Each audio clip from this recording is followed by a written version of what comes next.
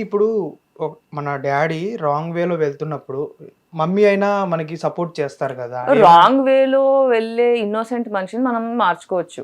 Psycho ఉండి physical abuse, mental abuse, రక్తాలు వచ్చేదాకా కొట్టడం, మర్డర్ అటెంప్ట్ చేయడం, ఇలాంటి వాళ్ళని మనం మార్చలేము కదా. దూరం ఉండడమే బెటర్. మమ్మీ మార్చే ప్రయత్నం చేసి హెల్త్ ఖరాబ్ చేసుకొని ట్రామటైజ్ అయిపోయింది. కనీసం నా కోసం నేను బ్రతుకుదామని ఇంకా డిసైడ్ అయింది. ఓకే, ఇప్పుడు మీ క్వాలిఫికేషన్ అదంతా ఏంటిది? డిగ్రీ, ఇంజనీరింగ్ 4 years చదివినా కానీ 13 సప్లీస్ ఉండిపోయినాయి కాబట్టి ఇంటర్మీడియట్ నా క్వాలిఫికేషన్. 13 సప్లీసా? ఏ బ్రాంచ్? ఐటీ. ఐటీయా? Okay okay. నేను ఈజీ 13 సప్లీస్ అంటే ఒక్క సప్లీ ఉంటేనే మా డాడీ ఇసిరేసాడు. నన్ను కూడా ఇసిరేసి కొట్టారు కానీ ఫస్ట్ ఇయర్లో ఇంగ్లీష్ తప్ప అన్ని ఫెయిల్ అయ్యా నేను.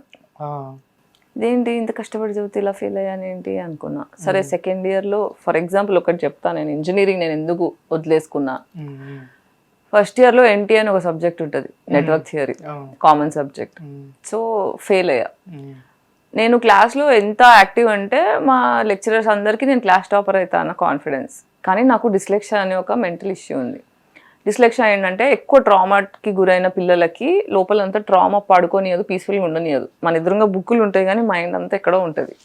సో బుక్కులు చదవడం కష్టమైపోతుంది. డిస్లెక్సియా అంటారు దాన్ని, డిసోసియేషన్ అంటారు. So you cannot focus. ఇదంతా అన్ఇంపార్టెంట్ అనిపిస్తుంటుంది. లోపల ట్రామాకి జవాబులు వెతుక్కునే దానిలో బుర్ర పీస్ఫుల్గా ఉండి చదువులలో ఫెయిల్ అవుతుంటారు. మోస్ట్ ఆఫ్ ద పిల్లలు ఎందుకు సబ్జెక్ట్స్లో ఫెయిల్ అవుతుంటారు, ఫెయిల్ అయ్యే వాళ్ళు ఉంటారు కదా, వాళ్ళ రీజన్స్ ఇవి. వాళ్ళ పేరెంట్స్ దగ్గర నుంచి ప్రశాంతత లేదు వాళ్ళకి, అందుకే వాళ్ళ సబ్జెక్ట్స్లలో చదువుకోలేకపోతున్నారు. సో అట్లా డిస్లెక్సియా ఉండడం వల్ల నేను క్లాస్లో విన్నది మాత్రమే నాకు గుర్తుంటుంది. బుక్కులు పెట్టుకున్నాను, నాకు ఫోకస్ ఉండదు. So I cannot read. So నేను పాస్ అయినా అంటే ఓన్లీ క్లాస్లో విన్నది పాస్ అయినా. స్కూల్, ఇంటర్మీడియట్ అంతా గ్రేట్ టీచర్స్ ఉండే కాబట్టి నేను 75% to 80 మధ్యలో ఉండేదాన్ని. అదంతా క్లాస్లో విన్నదే, బుక్లో ఎప్పుడు చదివింది లేదు నేను.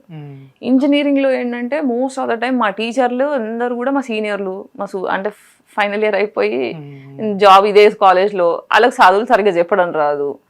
అసలు 90% ఆఫ్ ద టీచర్స్కి అసలు చదువు చెప్పడం కూడా రాదు. సో అట్లా ఎడ్యుకేషన్ సరిగ్గా అర్థమయ్యేది కాదు, క్లాస్లో ఏం ఎక్కేది కాదు. ఒక మేనేజరల్ ఎకనామిక్స్ అని చెప్పి సబ్జెక్ట్ ఉంటుంది, మెఫా, అదొక్కటి ఇంట్రెస్టింగ్ ఉండేది. సో మిగతా అన్ని నాకు బోరింగ్ కొట్టేవి. సో ఏది ఎక్కలే. నెట్వర్క్ థియరీ, ఎలక్ట్రానిక్ సబ్జెక్ట్స్ నచ్చేవి. కానీ మా అయ్య ఫోర్స్ కొద్దీ నేను ఐటీలో జాయిన్ అయినా. కంప్యూటర్స్కే ఫ్యూచర్ ఉంది, సాఫ్ట్వేర్ ఫ్యూచర్ ఉంది అని అట్లా ఫోర్స్ చేసి అట్లా జాయిన్ చేయించారు. సో అట్లా క్లాస్లో విన్నా అని పాస్ అవ్వలేదు. నెట్వర్క్ థియరీ సబ్జెక్ట్లో మా సార్ ఏమో ఈ క్లాస్లో ఇంత అటెంటివ్ ఉంటుంది, అన్ని క్వశ్చన్స్కి ఆన్సర్ చెప్తుంది, దీని క్లాస్ ఫస్ట్ వస్తుంది అన్న ఫీలింగ్ ఉంటుండే. ఫెయిల్ అయ్యేసరికి సెకండ్ ఇయర్ ఫస్ట్ సెమిస్టర్లో మళ్ళీ ఎన్టీది ఎక్స్టెన్షన్ సబ్జెక్ట్ ఉంటుంది కదా, ఆయననే వచ్చిండు అనమాట లెక్చరర్. వచ్చి ఇట్లా రిజల్ట్స్ వచ్చిన తర్వాత నన్ను ఫుల్ తిట్టేసిండు క్లాస్లో. నేను ఫుల్ హర్ట్ అయిపోయి ఏడ్చుకుంటూ మూలకు కూర్చొని బ్రేక్ టైంలో నా బెస్ట్ ఫ్రెండ్ ఉన్నాడు సమీ అని, తను క్లాస్ టాపర్ అనమాట. వాడు వచ్చి ఎందుకు ఏడుస్తున్నావు అంటే, సార్ నన్ను ఎందుకు ఇట్లా హర్ట్ చేసిండు, నేను ఇంత డిప్రెసింగ్ అనిపిస్తుంది అంటే, లేదు యాక్చువల్గా ఇందాక సార్తో మాట్లాడుతుంటే అన్నాడు నువ్వు క్లాస్ ఫస్ట్ వస్తావు అనుకున్నాడు, నువ్వు రాకపోయేసరికి నేను ఇట్లా ప్రొవోక్ చేసి ఇన్సల్ట్ చేస్తే రోషం వచ్చి చదువుకొని మళ్ళీ మార్కులు తెచ్చుకుంటావు అని అట్లా అన్నాడు. అంటే అవునా సరే అని ఫుల్ చదువుకున్నా. మళ్ళా సెకండ్ టైం అటెంప్ట్ చేస్తే ఫెయిల్ అయ్యా. మళ్ళీ ఫెయిల్ అయ్యా, మస్తు బాధ అయింది. మళ్ళీ థర్డ్ టైం అప్లై చేసి రాసిన. అప్పుడు మా లెక్చరరే ఇన్విజిలేటర్కి వచ్చిండు. అంతా అయిపోయిందా ఎగ్జామ్ రాసేసిన అంటే పేపర్ చెక్ చేసిండు. చెక్ చేసిన తర్వాత 2-3 తప్పులు ఉంటే కరెక్ట్ చేసి అప్పుడు పాస్ అవుతావు వెళ్ళు అని చెప్పి పేపర్ తీసుకున్నాడు. సరే పాస్ అవుతా అనుకున్నా, మళ్ళీ ఫెయిల్ అయినా. ఇంకా 4వ సారి నాకు తిక్కలేసి ఏం చేసిన, ఫస్ట్ ఆన్సర్ అని క్వశ్చన్ పేపర్ మొత్తం రాసిన, సెకండ్ ఆన్సర్ అని క్వశ్చన్ పేపర్ మొత్తం, అట్లా క్వశ్చన్ పేపర్ 8 సార్లు 8 ఆన్సర్స్ అని రాసిన. బీటెక్ లో ఉన్న ప్లేస్ ఇదే, క్వశ్చన్ పేపర్ రాసేస్తే పాస్ చేసేది. 80కి 65 మార్క్స్ వచ్చినాయి. అది బీటెక్ లో ఉన్న మెయిన్ ఇదే. ఇది చాలా మందికి తెలియదు. క్వశ్చన్ పేపర్ ఒక 4 సార్లు కిందకి మీదకి రాసేస్తే చాలా సబ్జెక్టులు అలానే పాస్ అయ్యే వాళ్ళు కూడా చాలా మంది ఉన్నారు. This is exactly the reason I lost respect.